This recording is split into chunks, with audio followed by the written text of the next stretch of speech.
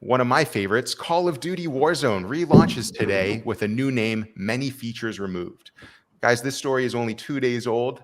So when it says relaunches today, that's 2 days ago. After an extended period of downtime, the original Call of Duty Warzone has relaunched on November 28th. Servers for the game are now called Warzone Caldera. They are back online. Activision's online services website states that online services for Warzone Caldera platforms are up and running. They were down for a period of 12 days while Warzone 2.0 and Modern Warfare 2 were released. They stated that this hiatus was to ensure that the newer game 2.0 had a smooth launch and to give workers time off for Thanksgiving. In Caldera, all Battle Pass content and progression and purchases will only be available in that game. None of what's in Warzone 2.0 will be supported in the original game. Additionally, any double XP tokens that you may have for the original Warzone will not carry forward, nor will any battle passes or store bundles.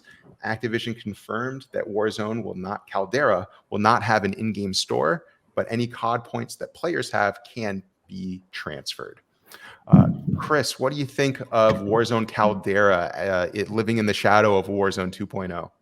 I think it's not going to be in the shadows very long, because the reality is when I saw Modern Warfare 2 coming out, in November or October of 2022, I thought we were getting a reskin of the original Modern Warfare 2.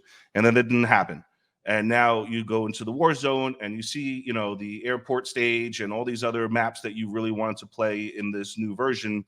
And it's just a very, very well put together map that I think is going to keep a lot of the, a legacy Call of Duty fans very, very happy. And, again, this thing's going to be huge. This has been a money-making machine for Activision forever. And, I mean, what was it? Nate Schott was huffing and hawing about how he wasn't happy about this, that, and the third.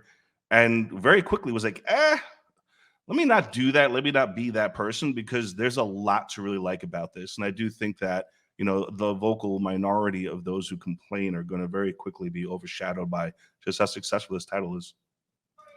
I have started playing Warzone 2.0. It got me back into the Call of Duty franchise after taking a year hiatus. I'm incredibly impressed by it, and I can't imagine going back to Caldera after it, honestly. And I kind of found it interesting that they took it offline to, quote, give workers time off for Thanksgiving, as if they care, as well as to make sure 2.0 had a smooth launch, i.e. boost those numbers. Jeff, what do you think of this story? What's your take on Warzone Caldera, on Warzone 2.0 perhaps, and how Activision is transitioning into the next generation?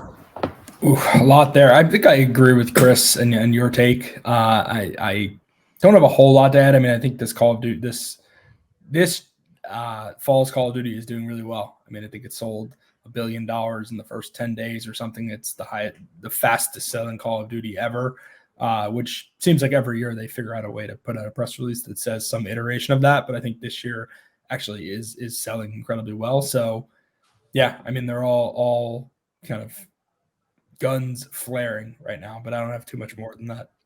So speaking of guns, one thing I really want to tip my hat to the team over there is that, like, they're creating events that are, more akin to like the Destiny looter shooter kind of thing, which I think is a really smart play, because it's going to get people to keep coming back because they want that one exclusive thing. And so, if they really do support this, and it almost has like that Fortnite, kind of something new and exciting is happening each time, this could be something very special for several years.